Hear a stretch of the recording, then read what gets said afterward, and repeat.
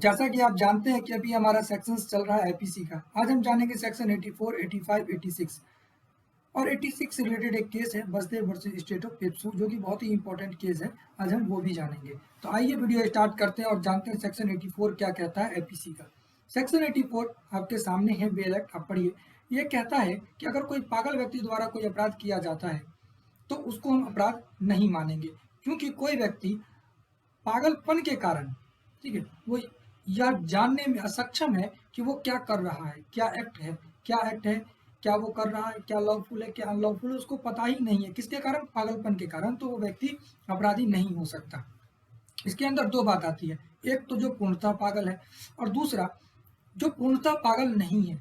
वो क्या है कि उसको दौरा आता है। दौरा आपने सुना होगा, इंसैनिटी भी कहते हैं, कि उसको कभी कभी दौरा आता है पागलपन का, तब वो पागल की तरह करने लगता है।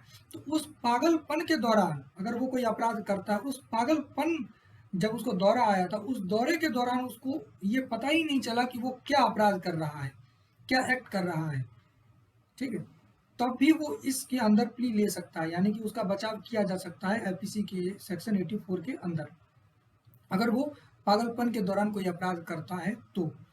और उस दौरे के कारण, उस पागलपन के कारण ये साबित होना चाहिए कि वो एक्ट को नहीं समझ पाया, उसके पास इतना कैपेसिटी नहीं था, इसके पास इतना मानसिक शक्ति नहीं बचा था कि वो ये डिसाइड कर सके कि क्या गलत है और क्या सही।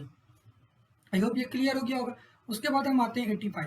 देखिए 85 भी सब वही बात करता है। 85 बात करता है कि कोई नशे के दौरान अगर कोई अपराध करता है, कोई नशे में है और वो अपराध करता है, तो उसको अपराधी नहीं माना जाएगा। लेकिन अब नशे के कारण वो ये जो नेचर है, जो एक्ट है, उसको नहीं जान पाया, ये भी साबित होना चाहिए कि वो जो नशा था, वो नशा इतना भारी था कि वो उस एक्ट को नहीं जान पाया, उसके पास इतना कैपेसिटी नहीं था कि वो जज कर सके कि क्या गलत है, क्या सही है, क्या लॉफुल है, क्या अनलॉफुल है, वो पता नहीं कर सकता।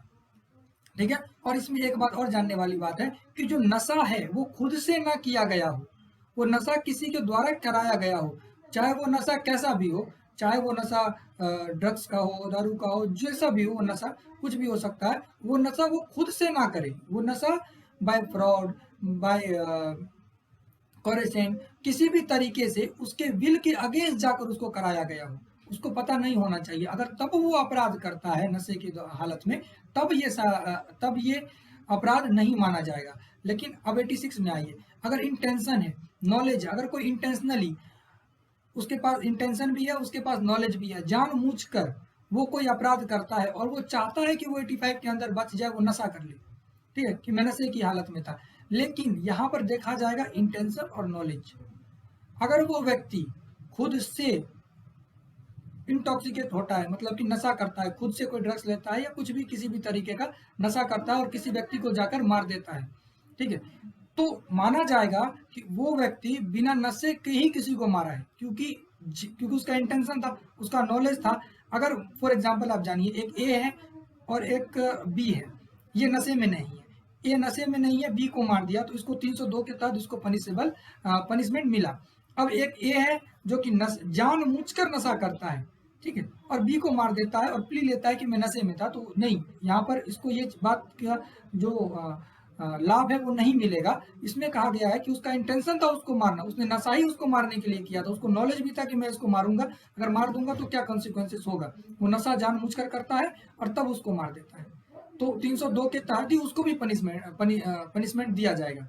आई होप ये क्लियर हो गया होगा। इंटेंशन और नॉलेज, इन दोनों को बहुत इंपॉर्टेंट है, एकदम अच्छे से जानिए। इंटेंशनली और नॉलेज के साथ अगर कोई अपराध किया जाता है तो आप 86, 85 का भी प्ली नहीं ले सकते हैं। और 86 में भी वही बात कहा गया, बार बार अनलेस का इस्तेमाल किया गया है कि आपको जो नशा है वो कोई दूसरा ना कराए, ठीक है, नशा आप खुद से करेंगे। उसके बाद हम आते हैं केस 86 से ही रिलेटेड एक केस है, Basdev versus state of Punjab. इसमें कहा जाता है, पहले इसका कहानी समझ लेते हैं। इसका कहानी ये है कि एक आर्मी वाले होते हैं जो कि रिटायर होते हैं, उनका नाम बसदेव होता है। वो एक शादी में जाते हैं और शादी में जाकर वो क्या करते हैं, एक बच्चे को बोलते हैं कि हट जाओ, या उठने बोलते हैं कुर्सी पर से। तो वो बच्चा नहीं उठता है, जो कि 16 साल का है। तो ये क्या करते हैं, अपना पिस्टल निकालते हैं, उस बच्चे को गोली मार देते हैं। अब वो बच्चे को गोली लग जाता है, तो गोली लगने से वो मर जाता है। तब बसदेव जी अपील करते हैं सुप्रीम कोर्ट में। उसी सुप्रीम कोर्ट में ये 3 जो गाइडलाइन है वो दिया गया था तो अपील करने के बाद जब वो जाते हैं तो बसदेव जी को सुप्रीम कोर्ट कहता है कि आपको ये प्ली नहीं मिल सकता, 85 का प्ली नहीं मिल सकता। 86 में उनको देखा गया और 86 में ये कहा गया, जैसा कि हमने अभी 86 पढ़ा, उसमें ये कहा गया, पहले तो आप ए देखिए, the absence of understanding of the nature and consequence of an act whether produced by drunkenness or otherwise is not a defence to the crime charge.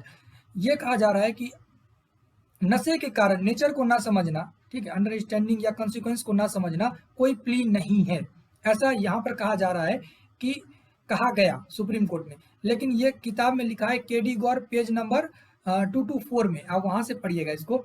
लेकिन मेरे हिसाब से ये ठीक है, गलत नहीं है, लेकिन उन्होंने ये जो 3 गाइडलाइन है उसमें ये इंक्लूड नहीं है, जजमेंट में जरूर है लेकिन इंक्लूड नहीं है।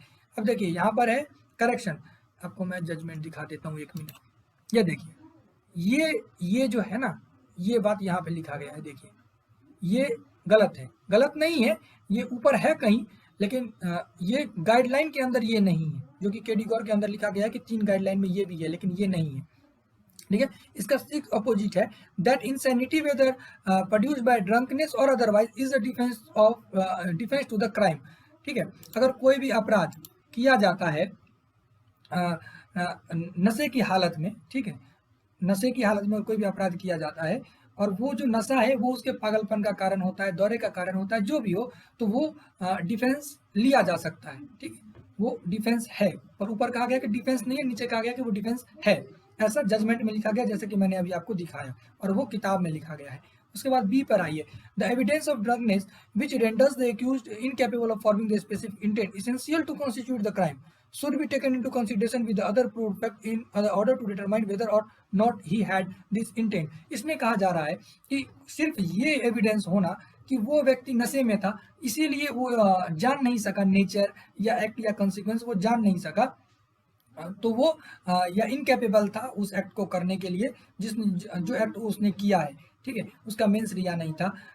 तो फिर कोर्ट ने कहा कि सिर्फ ये साबित कर देना काफी नहीं होगा, ठीक है, जितना भी दूसरा फैक्ट्स है केस का उसको भी कंसीडर किया जाना चाहिए और तब देखा जाना चाहिए कि उसका जो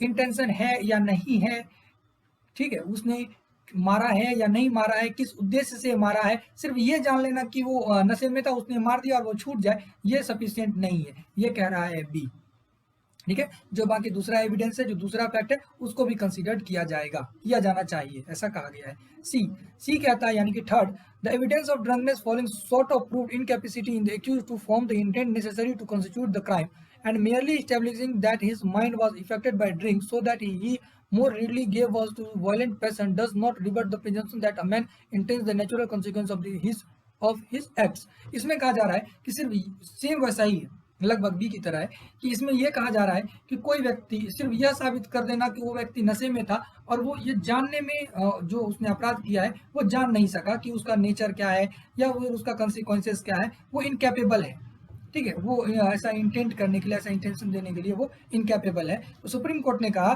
कि सिर्फ इतना ही कह देना ये खुला छूट होगा अपराधी को अपराध करने के लिए, ठीक है, कि वो आएगा बोलेगा कि वो नशे में था, उसने अपराध कर दिया, वो प्ली ले लेगा, वो छूट जाएगा, ऐसा सुप्रीम कोर्ट ने कहा।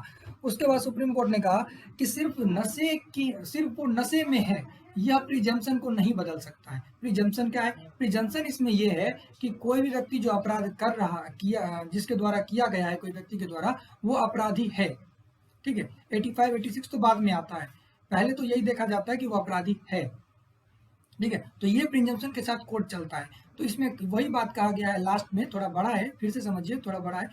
इसमें कहा गया है कि व्यक्ति सिर्फ यह साबित नहीं कर दे कि वो शराबी है, यानी कि शराबी मतलब जो भी नशे में था, इंटॉक्सिकेट पर्सन है, तो इसलिए उसने अपराध कर दिया, सिर्फ यह साबित करना खुद में सफिशिएंट नहीं होगा, ठीक है। हमको और भी चीज़ें हैं उसको देखना पड़ेगा, उसका इंटेंशन था या नहीं था, ये दूसरे एविडेंस पर भी डिपेंड करेगा, और ये प्रिजम्पशन को भी नहीं बदल सकता है, हम उसी प्रिजम्पशन के साथ चलेंगे। आई होप यहाँ तक क्लियर हो गया होगा। आज के लिए इतना ही, नेक्स्ट किसी आईपीसी के सेक्शंस के साथ ही मिलेंगे हम। अभी फिलहाल आज के लिए इतना ही। जय हिंद।